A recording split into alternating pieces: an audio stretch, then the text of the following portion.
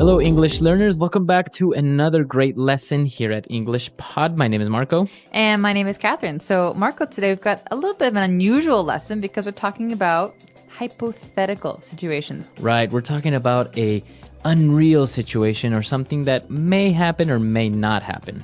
Okay, so you're going to hear all about this in today's dialogue. We're going to hear it a couple of times. When we come back, we'll be breaking it down for you so you know all about these great phrases and how to talk about not real situations with your friends.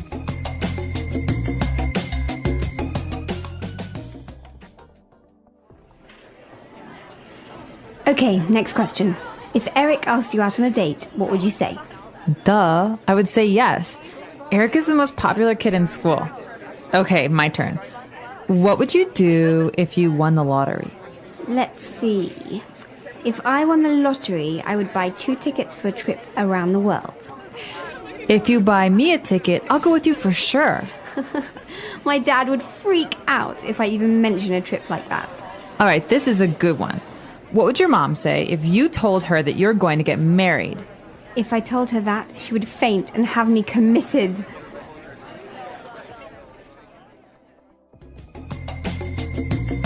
All right, so I think that was clear and, well, a very common situation. 2 teenage girls talking to each other about, boys and what would you do and da-da-da.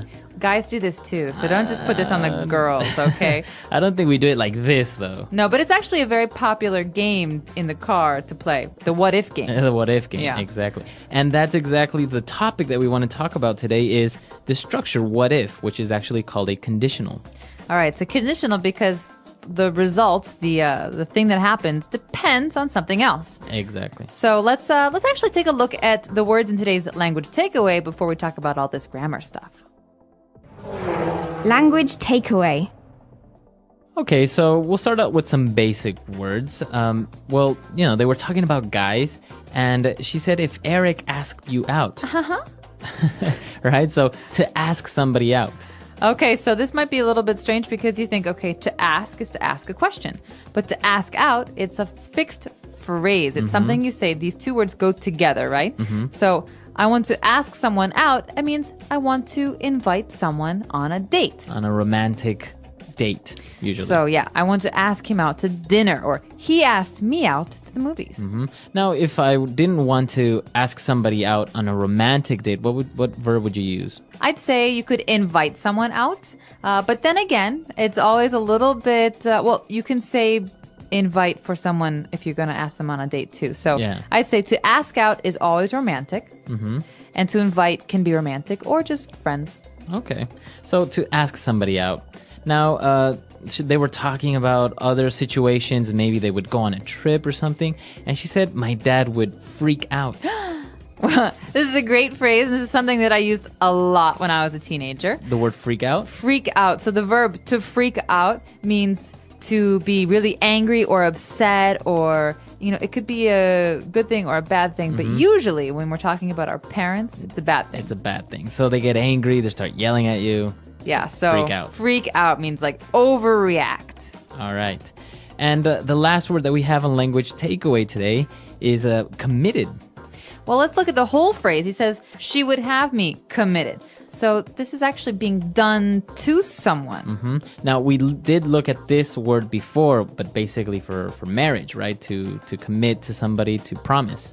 Yeah, but to have someone committed means that you're going to send them away to maybe a mental institution. Exactly. So this means they have psychological problems and someone else sends them to the hospital because they can't send themselves. Exactly. So it's always used to have someone committed, right? Right, because it's being done to them. They don't want it to happen. It's involuntary. Okay. So she had him committed. My mom's going to have me committed if I keep working 20 hours a day. Exactly. So that's the way you use it. And so now you have another way of using this verb. But now I think we should listen to this dialogue again. We're going to slow it down a little bit, and then we'll come back and look at this grammar focus that we want to talk about.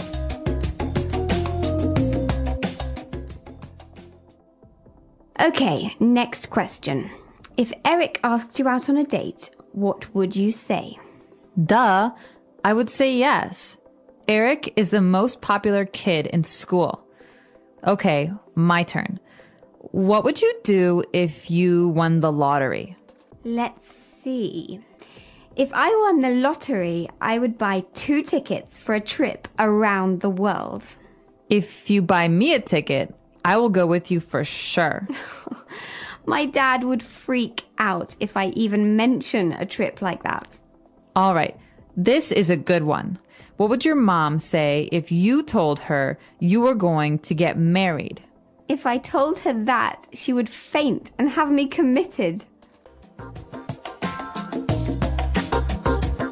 All right, so we understood all the vocab now. Now let's take a look at these unreal situations and what we were saying, the what if game. Right, so I think it's important to push these into 2 different categories, right? We have one kind where it's very unrealistic. It's probably not going to happen, that kind of situation. And the other one is a situation that could very well happen, something that's probably very common.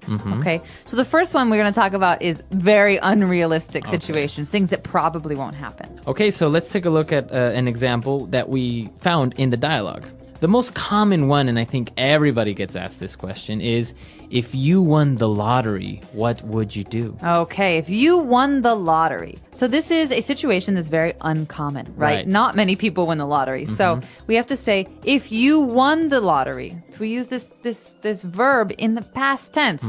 If you won the lottery, if this happened, what would you do? Right. All so, right. Catherine, if you won the lottery, what would you do? If I won the lottery, I would buy a boat and sail around the world with my friends. All right. So another example, again, using the same structure, right? The verb in the simple past tense, we would say, if you were stuck on an island with one other person, who would that be? All right. So if you were stuck on a desert island with one person, who would that person be? So Marco, I'm going to ask you, who would it be? I think it would be an engineer or a scientist that could probably get me off the island. What about your girlfriend? No, well, that's the point. If I can get to her quicker. Oh, okay. I would say maybe kind of romantic, but kind of not. So that's the first situation. We've got these situations like being stuck on an island, winning the lottery. These are very unlikely. But what about the other kind? But before we move on to that, you notice that we used the verb was. We didn't say if I was on an island. I said if I were, right? Or if you were. So this is the way that you use it in these conditionals. If I were you, or if you were president of the United States.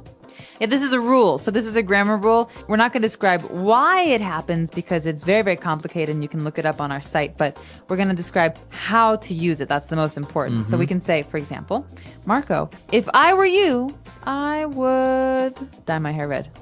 Why? I don't know. I think it would look cool. I don't think so. So if I were you, I would. Or if you were me, what would you do?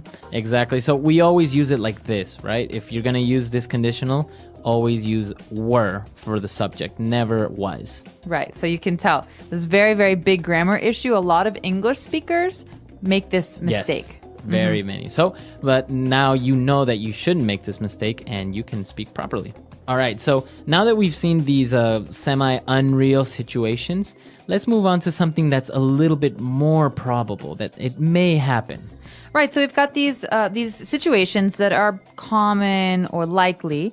For example, in this lesson we hear, I will go with you for sure. So this is, if you buy me a ticket to travel, of course I will go with you. So if you buy, this is in the present tense. If you buy, then I will. Right. Right. So now you notice the difference. The verb is in the present, and then we use, instead of would, we use will.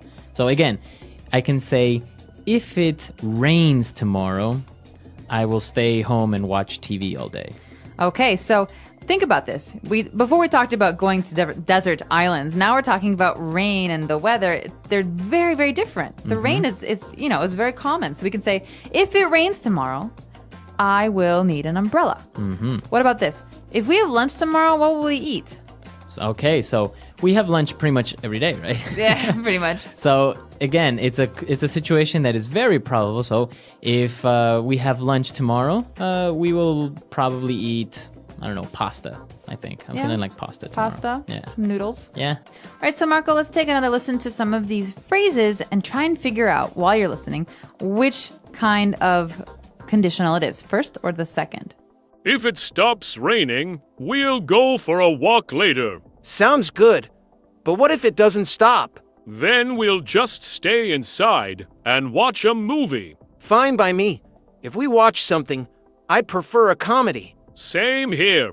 If I had more time, I'd watch comedies every day. Me too. But if you had the time, would you get bored of them? Maybe. You know, if I'd studied filmmaking, I might have tried writing a comedy script. That's interesting. If you ever decide to do it, let me know. Sure thing.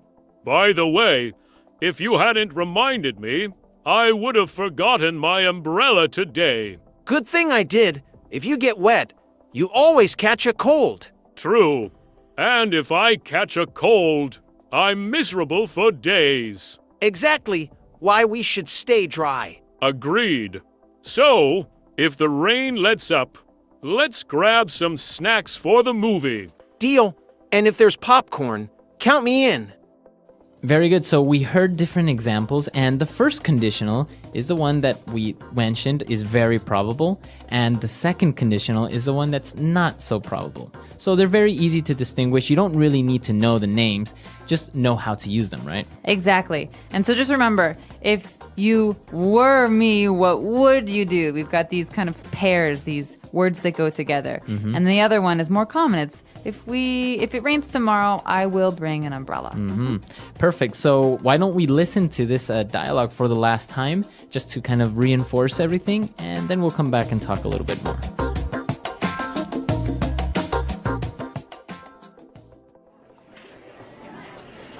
Okay, next question. If Eric asked you out on a date, what would you say? Duh. I would say yes. Eric is the most popular kid in school. Okay, my turn. What would you do if you won the lottery? Let's see. If I won the lottery, I would buy 2 tickets for a trip around the world. If you buy me a ticket, I'll go with you for sure. My dad would freak out if I even mention a trip like that. All right, this is a good one. What would your mom say if you told her that you're going to get married? If I told her that, she would faint and have me committed.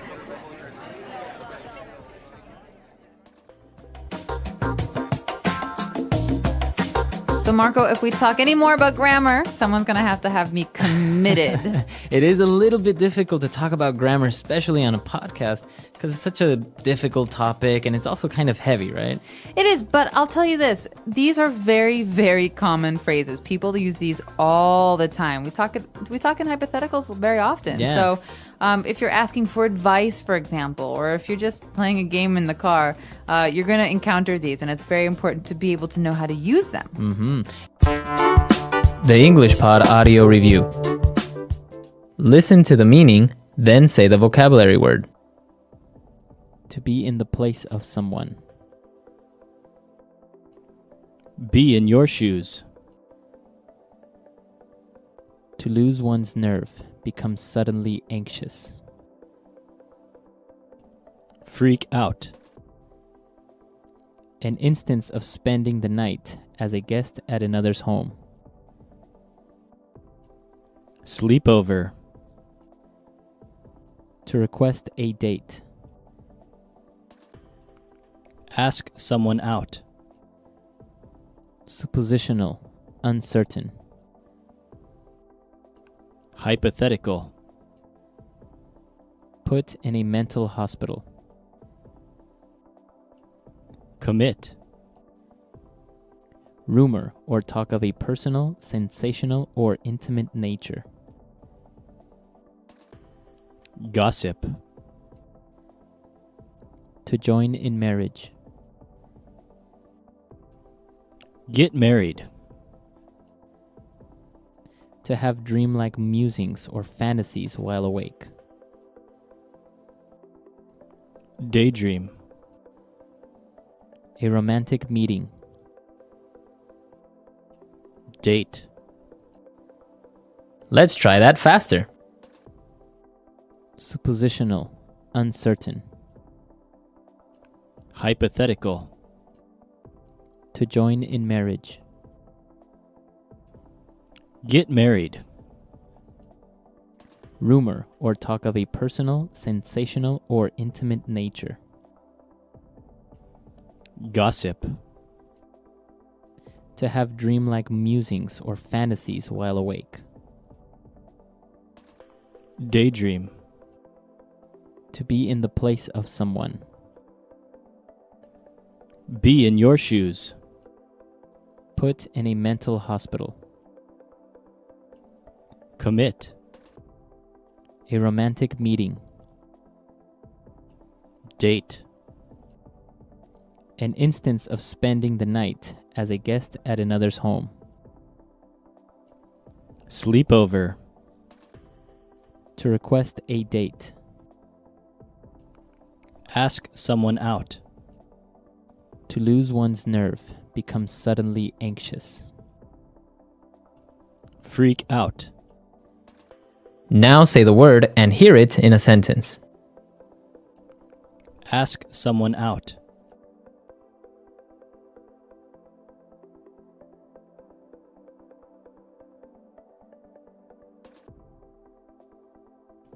When asking someone out, choose your moment carefully and practice what you might say in advance so that you don't appear tongue-tied.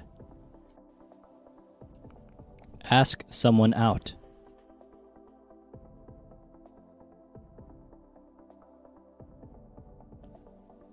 I heard you asked your new neighbor out on a date. Ask someone out.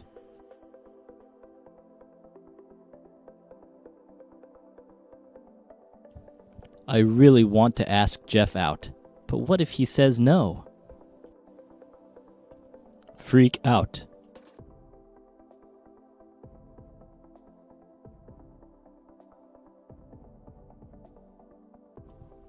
Oh my gosh. I'm going to meet Justin Timberlake. I'm totally freaking out. Freak out.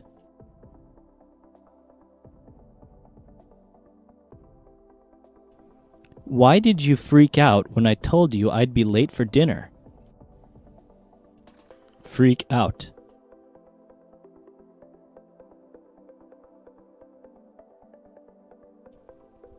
Don't freak out. We can solve this problem in 5 minutes. Commit.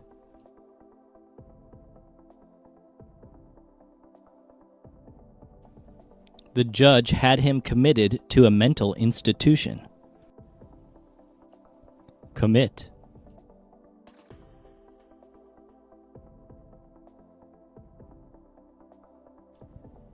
If you get committed to an asylum, can you eventually get out? Commit.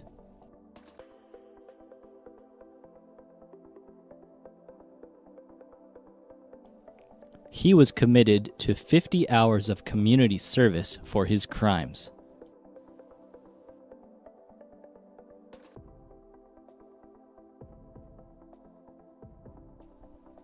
If I won $1 million, I would buy you a diamond ring.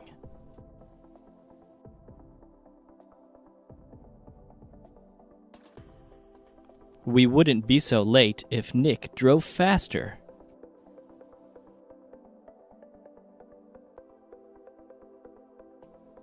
I would get a divorce if I were you.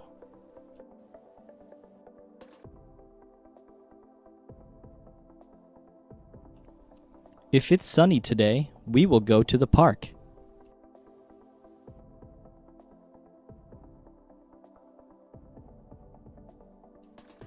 If you study hard, you will pass the test.